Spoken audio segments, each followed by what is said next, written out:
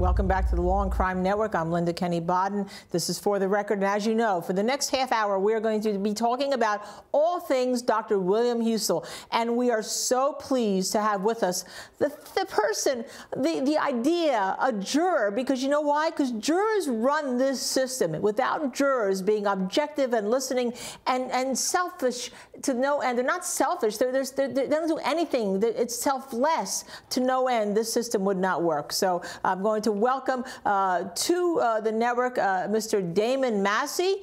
He is one of the jurors. But before I mention that, I will tell you that we did reach out at the Law&Crime Network to Janet Grubb, the prosecutor, assistant prosecutor attorney who prosecuted the state, and asked if she wanted to join by phone. And they said they are not discussing this case at this point. But let me first bring on Mr. Damon Massey. And I will tell you that Jose Baez and Diane Menashe are also with us. We will get to them. But welcome, Mr. Massey. May I call you Damon?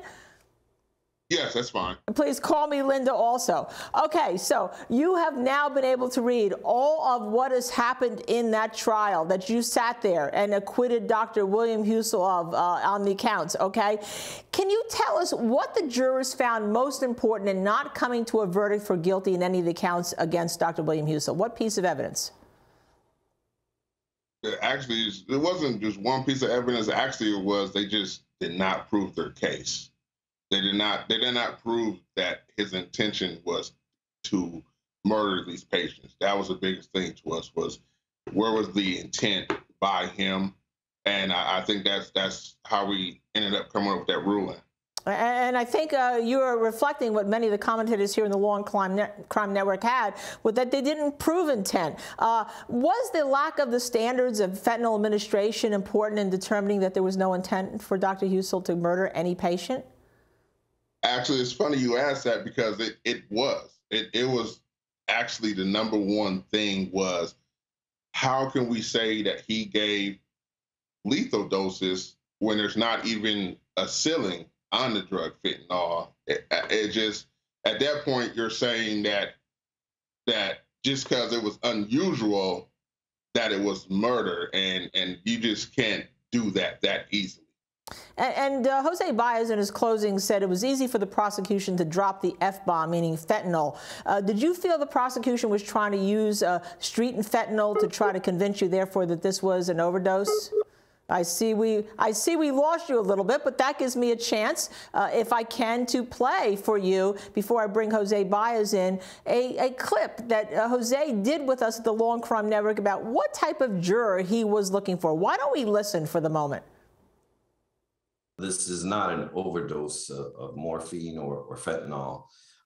These are cases where, if you look at Dr. Husel's dosing habits, he's an aggressive doctor when it comes to treating pain, and that's because his background is in anesthesiology.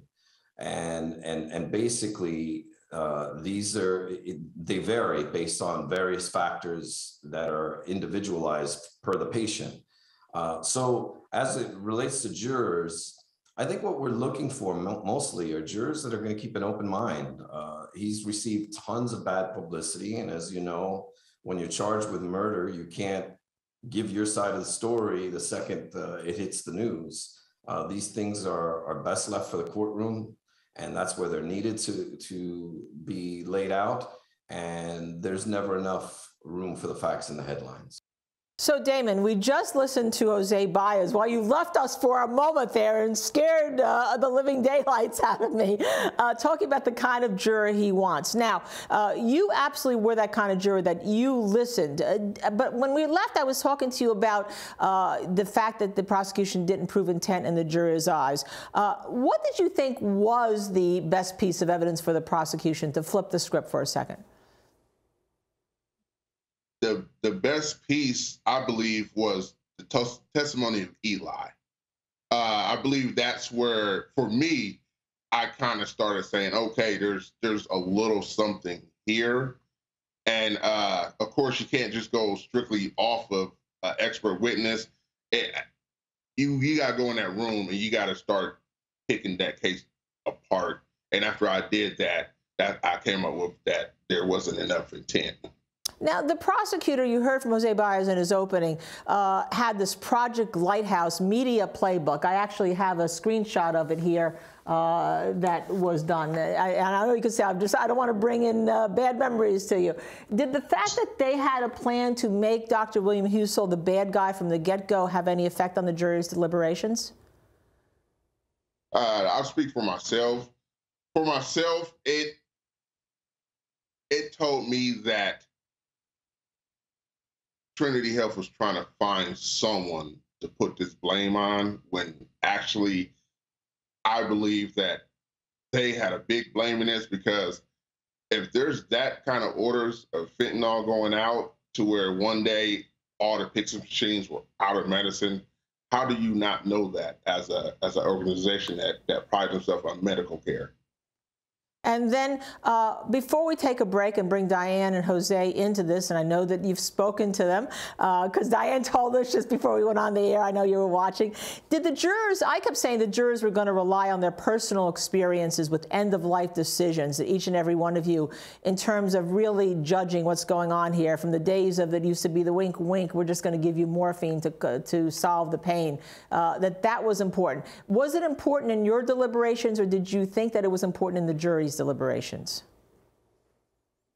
I believe in the jury deliberations, it was kind of like, could you ask me the question again? I'm sorry. Okay, that's okay. Let me, you know what, Damon, why don't you we'll take a break, okay? When we come back, I'm going to ask you a question about, before we go to Jose and Diane, whether you were one of the two jurors on the impasse before the Easter holiday break. But let's take a quick break here at the Law&Crime Network. We'll make sure your signal's set, and when we come back, we'll have Diane Menashe, Jose Baez, and Damon Massey will be joining us all. Stay with us.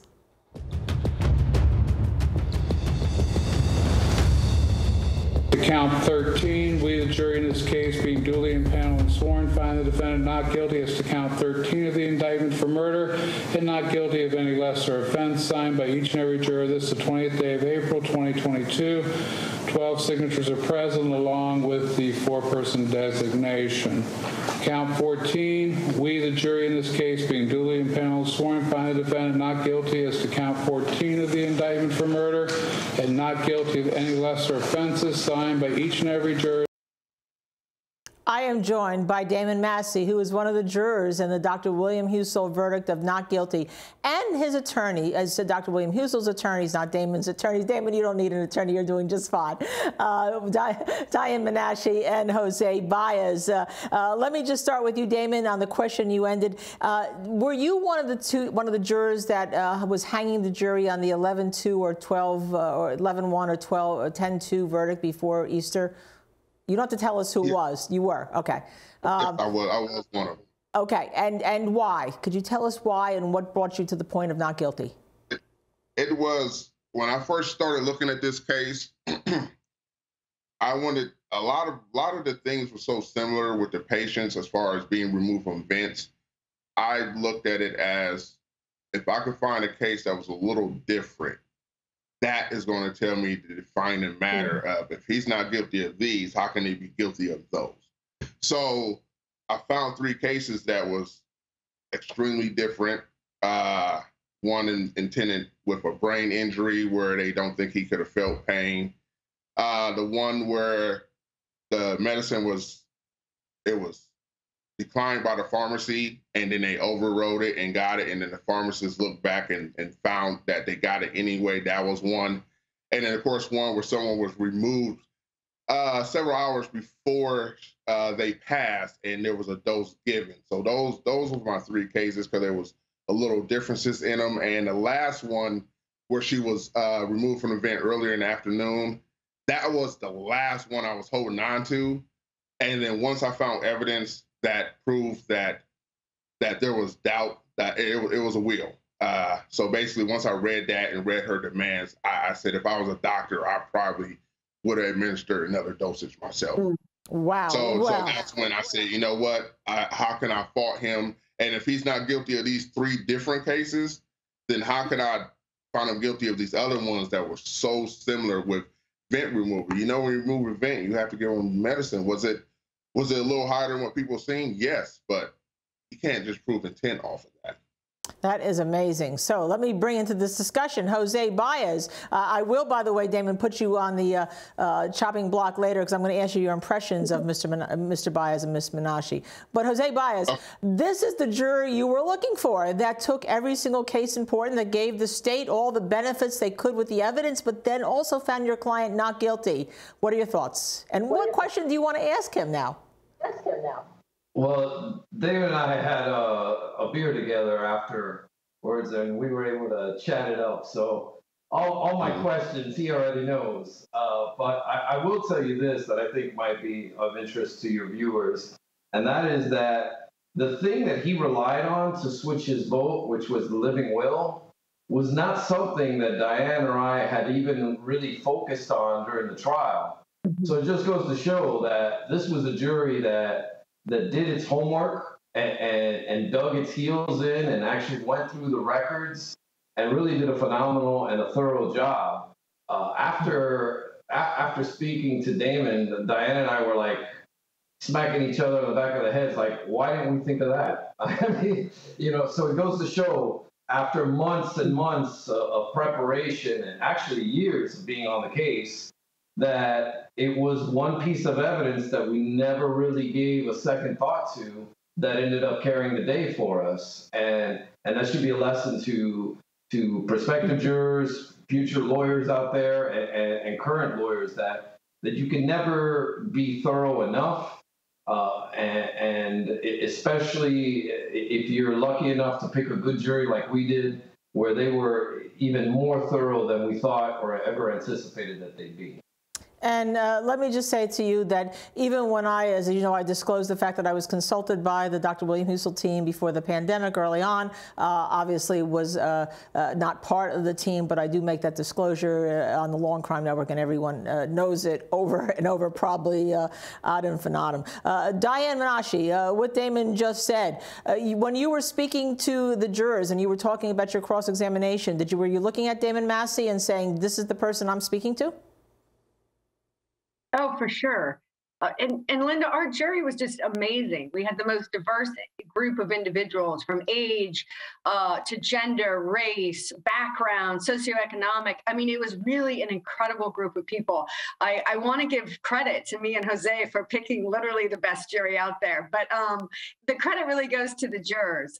And Damon, what Jose just said is, what a lesson to learn, right? Is that this one patient's living will was really a pivotal moment for Damon and his deliberation, and ultimately changing his verdict or his wanting to sign a guilty verdict to one of not guilty.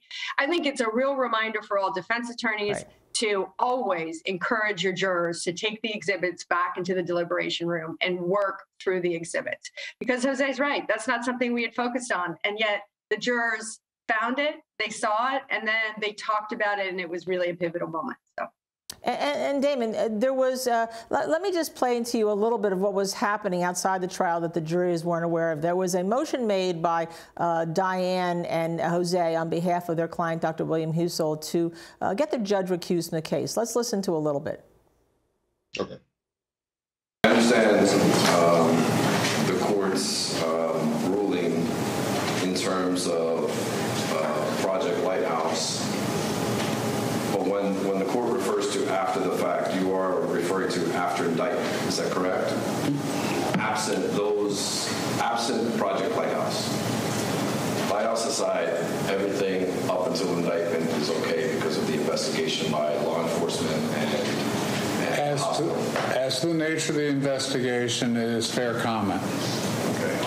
So I just wanted to make sure, because where the line was on that. So. Well, the Lighthouse is a post-remedial action taken by the hospital to control the media. It has no relevance to the case. Okay? We went through a lot of it. You tried to tie it in, never got in. Okay? So that's my ruling. So, Damon, there was a motion made. Did you know that after you got off the jury that the defense tried to get the judge off the case? What were your thoughts about the judge? And is it true? Did he come into your jury room at any time to get your votes when you were hung before Easter? Let's start with the first part. I found out, I believe, a day after deliberations about the move to remove him. I thought for the most part that he kept it pretty fair. I mean, he treated the jurors well. And as far as coming to get the count, he never came in. You mean the count or the jury? Yeah. Did he ever come in to talk to the jury? About count? No. Okay. All right. But you get a little pause there, Damon. There's something that's there. What is it that I've touched upon? It's just that. It's just that I didn't think we was going to talk about Judge Holbrook. Okay, I won't talk to you about that. That's going to make you uncomfortable. Okay, let me ask you this. Let me put you on the spot right now. What were your impressions of Jose Baez and Diane Minashi? They've done a great job. Let me tell you. I mean, back in the deliberation rooms, we tried to mock all the lawyers, but I gotta say Jose and Diane was the most. Diane, sometimes she's real intense. She comes in like a closer. She has this look, and I was like, man, I'm kind of scared of her. And then when I met her, and she's a sweetheart, like seriously, she's a sweetheart. And I said, okay, that was MJ in the fourth. That's her MJ in the fourth face. You know, she's gonna come out there and she's gonna let you know that I'm coming to handle my business. So I mean, I really enjoyed watching her.